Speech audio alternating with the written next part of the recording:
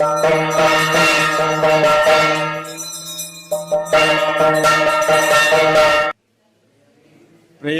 ते नामादौरे ऋणे मति विद्यातम संयुता बबोधा आबोत्यादजावत्रजा तो विपरज विभूतमुत्तारो कृत्वा मन्योत्समेत्ये महाधनस्य पुरोदसंप्रदारासुते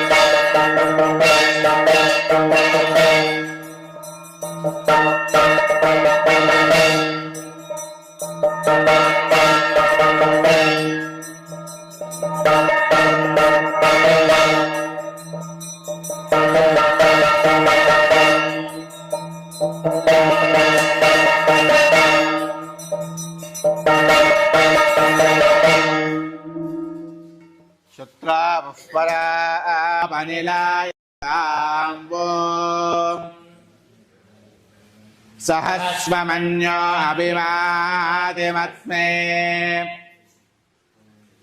शत्रावः परादितासो अपनिलायन्ताम्बो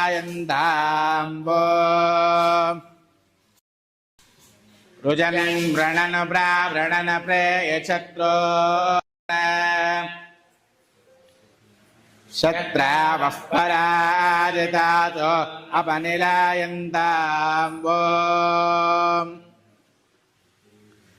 उग्रं देवाजो नन्वारो रुद्रे शत्रावः पराजितासो अपनिलायन्ताम्बो शत्रावः पराजितासो अपनिलायन्ताम्बो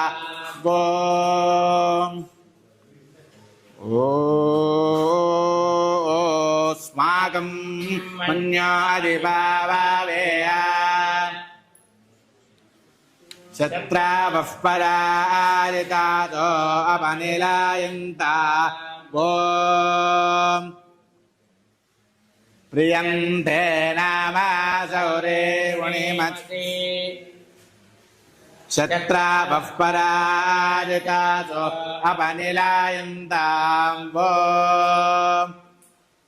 ಉತ್ತಮ ಮುಕುಂದ ಮನ್ಮಥನ ಜನಕನಾದವ ನೀನು, ಎಲ್ಲವನ್ನ ನಿಯಂತ್ರಣದಲ್ಲಿರ್ತಕ್ಕಂತಹ ಪ್ರಭು ನೀನು. ಹಾಗಾಗಿ ಅವರು ಹೇಳ್ತಾರೆ, ತಿರುಗಿ ಪುಟ್ಟಲಾರೆ ಪರರ ಬಾಧಿಸಲಾರೆ ಪರಿಪರಿಯ ಪಾಪಗಳ ಮಾಡಲಾರೆ ಅಂತ. ಈ ಭವದಲ್ಲಿ ಹುಟ್ಟಿ ಅನೇಕ ವಿಧದ ಪಾಪಗಳೇ ಮಾಡ್ತಾ ಹೋಗ್ತೀವಿ. ಏನಾದರೂ ಕರ್ಮ ಕಳ್ಕೊಳ್ಬೇಕು ಅಂತಂದರೆ ಕೆಸರಿಂದ ಕೆಸರ ತೊಳೆದಂತೆ ಕರ್ಮದ ಪಥವು ಅಸುನಾಥ ಹರಿಯೇ ಪೊರೆಯೋ ಸ್ವಾಮಿ ಅಂತ ಗೋಪಾಲದಾಸರಾಯರು ಹೇಳಿದಂತೆ ಈ ಕರ್ಮದ ಬಂಧ ಬಹಳ ಗಟ್ಟಿಯಾಗಿದೆ. ಹಾಗಾಗಿ ತಿರುಗಿ ಪುಟ್ಟಲಾರೆ ಪರರ ಬಾಧಿಸಲಾರೆ, ನನ್ನಿಂದ ಇನ್ನೊಬ್ಬರಿಗೆ ತೊಂದರೆಯೂ ಬೇಡ, ನನಗೆ ಈ ಜನ್ಮವೂ ಬೇಡ, ಯಾವ ಪಾಪಕೃತ್ಯಗಳನ್ನು ನನ್ನ ಮಾಡಿಸಬೇಡ, ಜನನ ಮರಣಗಳ ಎರಡು ಪರಿಹಾರವ ಮಾಡಯ್ಯ ಕರುಣಾ ಸಮುದ್ರ ಅಂತ ಕಾರುಣ್ಯದ ಸಮುದ್ರ ನೀನು. ಹಾಗಾಗಿ ಉತ್ತಮರ ಸಂಘ ಎನಗಿತ್ತು ಸಲಹೋ ಅಂತ ಪ್ರಾರ್ಥನೆ ಮಾಡಿದ ಮಹಾನುಭಾವರು. ಇದಕ್ಕೆಲ್ಲ ಇಂಥ ಕೃತಿಗಳಿಗೆ ಶ್ರೀಮದ್ ಆಚಾರ್ಯರೇ ಶ್ರೀಪಾದರಾಯರಿಗೆ ಸ್ಫೂರ್ತಿ. ಯಾಕೆ ಅಂದರೆ ಹಾಡುಗಳನ್ನು ಹಾಡಬೇಕು, ಆ ರಾಗಗಳಲ್ಲಿ ರಚನೆ ಮಾಡಬೇಕು ಅಂದರೆ ಸಂಗೀತದ ಪ್ರಭುತ್ವವು ಕೂಡ ಅವ್ರಿಗಿರಬೇಕು. ಕೇವಲ ಸಾಹಿತ್ಯದ ಪರಿಜ್ಞಾನ ಇತ್ತು ಅಂತಂದರೆ ಶಬ್ದ ಜೋಡಣೆ ಮಾಡಿದ ಮಾತ್ರಕ್ಕೆ ಅದು ಕೃತಿ ಅಂತ ಆಗೋದಿಲ್ಲ, ಸಾಹಿತ್ಯ ಅಂತ ಆಗೋದಿಲ್ಲ. ಪ್ರತಿಯೊಂದು ಸಾಹಿತ್ಯ ರಚನೆ ಮಾಡಿದಾಗ ಅದ್ರ ಹಿಂದಿರ್ತಕ್ಕಂತಹ ಭಾವ, ಆ ಭಾವವನ್ನು ಅಭಿವ್ಯಕ್ತಿ ಮಾಡತಕ್ಕಂತಹ ರಾಗಗಳು, ಇದರದೆಲ್ಲದರ ಪರಿಜ್ಞಾನ ಅಂಥವ್ರಿಗಿರಬೇಕು. ಹಾಗಾಗಿ ಆಚಾರ್ಯ ಬಗ್ಗೆ ಮುಖ್ಯವಾಗಿ ಹೇಳಬೇಕಾದ್ರೆ ಗಂಧರ್ವ ವಿದ್ಯಾ ನಿಪುಣಸ್ಯ ತಸ್ಯ ಗಂಧರ್ವ ವರ್ಯೈಹಿ ಅನುಗೀತ ಕೀರ್ತೆ ಕಲಾಶ್ಚ ಶೇಷಾಹ ಹೃದಯೇ ಗುರೋರ್ನಃ ಕರೋಲ್ಲಸತ್ ಕಂದುಕ ವದ್ವಿಭಾತಿ ಅಂತ ಪಂಡಿತಾಚಾರ್ಯ ಸ್ತೋತ್ರ ಮಾಡ್ತಾರೆ. ಅಂದರೆ ಮಧ್ವಾಚಾರ್ಯರು ಹೆಂಗಿದ್ರು ಅಂತಂದರೆ ಅವರಿಗೆ ಗಂಧರ್ವ ಕಲೆ ಒಲ್ದಿತ್ತಂತೆ. ಆಚಾರ್ಯರಿಗೆ ಗೊತ್ತಿಲ್ಲದೆ ಇರೋ ವಿಷಯವೇ ಇಲ್ಲ ಅಂತ. ಹೇಗೆ ಅಂತಂದರೆ ಎಲ್ಲ ವಿಷಯಗಳು ಹೆಂಗಿತ್ತು ಅಂತಂದರೆ, ಒಂದು ಮಗುವಿನ ಕೈಯಲ್ಲಿ ಚೆಂಡಿತ್ತು ಅಂದರೆ ಅದು ಯಾವ ಕಡೆ ಬೇಕಾದ್ರೆ ಹಾಕತ್ತೆ, ಆಟ ಆಡಿಕೊಳ್ಳುತ್ತೆ. ಹಾಗೆ ಆಚಾರ್ಯರ ಕೈಯಲ್ಲಿ ಎಲ್ಲ ವಿದ್ಯೆಗಳು ಈ ಥರ ಇತ್ತಂತೆ, ಯಾವುದು ಬೇಕೋ ಹಾಗೆ ಪ್ರಯೋಗ ಮಾಡ್ತಾ ಇದ್ರು. ಅಂಥ ಪರಂಪರೆಯಲ್ಲಿ ಬಂದಿದ್ದಕ್ಕೆ ಶ್ರೀಪಾದರಾಯರಂಥ ಮಹಾನುಭಾವರು ಅಪೂರ್ವವಾದ ಕೃತಿಗಳನ್ನು ರಚನೆ ಮಾಡಿದರು. ಇವರು ಹಾಕಿಕೊಟ್ಟ ಮೇಲ್ಪಂಕ್ತಿಯೇ ಮುಂದೆಲ್ಲ ದಾಸರಾಯರಿಗೆ ಅದು ಮಾರ್ಗದರ್ಶಿ ಆಯಿತು ಅಂತ ಹೇಳಿದರೆ ಅತಿಶಯೋಕ್ತಿಯಾದ ಮಾತಲ್ಲ. ಹಾಗಾಗಿ ಶ್ರೀಪಾದರಾಯರು ಕೂಡ ಕೃತಿಗಳನ್ನು ರಚನೆ ಮಾಡಬೇಕಾದ್ರೆ ಅದರೆಲ್ಲ ಆ ಕೃಷ್ಣನ ಬಗ್ಗೆ ಕೃತಿಗಳು ಹೇಳಬೇಕು ಅಂತಂದು ಪರಮಾದ್ಭುತವಾದ ಕೃತಿಗಳು ಒಂದೊಂದು ಕೂಡ. ಅದರಲ್ಲೂ ಅವರು ರಚನೆ ಮಾಡಿರ್ತಕ್ಕಂತಹ ಈ ಭ್ರಮರಗೀತೆ ಅನ್ನೋದು ಬಹಳ ಅದ್ಭುತ. ಕೃಷ್ಣನ ಬೇರೆ ಬೇರೆ ಬೇರೆ ಅಂಶಗಳನ್ನು ಇಟ್ಕೊಂಡು ರಚನೆ ಮಾಡ್ತಾ ಹೋಗ್ತಾರೆ ಅವರು. ಒಂದೊಂದು ಕೃಷ್ಣಾವತಾರದ ಕಥೆಗಳನ್ನು ಹೇಳ್ತಾ ಹೋಗ್ತಾರೆ. ಇಲ್ಲಿ ಕೃಷ್ಣಾವತಾರದ ವರ್ಣನೆ ವಿಸ್ತಾರವಾಗಿ ಶ್ರೀಮದ್ ಭಾಗವತದಲ್ಲಿ ಬಂದಿದೆ. ಅದೇ ಥರನೇ ಹರಿವಂಶದಲ್ಲೂ ಕೂಡ ಕೃಷ್ಣಾವತಾರದ ಪ್ರಸಂಗವನ್ನು ಬಹಳ ಚೆನ್ನಾಗಿ ನಿರೂಪಣೆ ಮಾಡ್ತಾ ಹೋಗಿದ್ದಾರೆ. ಅದರಲ್ಲೂ ಗಾಯತ್ರಿ ಭಾಷ್ಯರೂಪೋತ್ಸವ ಅಂತ ಹೇಳಿದಂತೆ ಇದು ಗರುಡ ಪುರಾಣದ ಮಾತು, ಗಾರುಡ ವಚನ. ಹಾಗಾಗಿ ಗಾಯತ್ರಿಯ ಮಂತ್ರದ ಒಂದೊಂದು ಪದಗಳಿಗೂ ಕೂಡ ಒಂದೊಂದು ಅವತಾರದ ಸಮನ್ವಯ ಆಗುತ್ತೆ.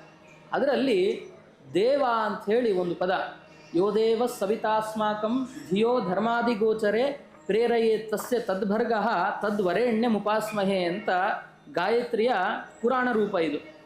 ಯಾರು ನಮ್ಮೊಳಗಿದ್ದು ನಮ್ಮ ಚಿತ್ತವೃತ್ತಿಯನ್ನು ಪ್ರೇರಣೆ ಮಾಡ್ತಾನೋ ಅವನಿಗೆ ನಾನು ಮಾಡಿದ ಎಲ್ಲ ಕರ್ಮಗಳ ಅರ್ಪಣೆಯನ್ನು ಮಾಡ್ತೀವಿ, ಅವನು ಸರ್ವೋತ್ತಮನಾದ ಪರಮಾತ್ಮ ಅನ್ನುವ ಅರ್ಥ ಬರತಕ್ಕಂತಹ ಶ್ಲೋಕ ಇದು. ಇದರಲ್ಲಿ ದೇವ ಅಂತೇನು ಪದ ಇದೆ, ಇದು ಕೃಷ್ಣ ಪರಮಾತ್ಮನಿಗಂತೂ ಪೂರ್ಣ ಒಪ್ತಕ್ಕಂಥ ಪದ ಅದು. ಯಾಕೆ ದಿವು ದೇವ ಅನ್ನೋ ಶಬ್ದ ದಿವುಗತವು, ದಿವು ಧಾತುವಿನಿಂದ ಹುಟ್ಟಿತು. ಅಲ್ಲಿ ದಿವು ವ್ಯವಹಾರೆ, ದಿವು ಕ್ರೀಡಾಯಾಮ್, ದಿವು ಗತವು, ಈ ಥರ ಬೇರೆ ಬೇರೆ ಬೇರೆ ಅರ್ಥವನ್ನು ಕೊಡ್ತಕ್ಕಂತಹ ದಿವು ಧಾತುವಿಗೆ ಪರಮಾತ್ಮನಲ್ಲಿ ಪೂರ್ಣ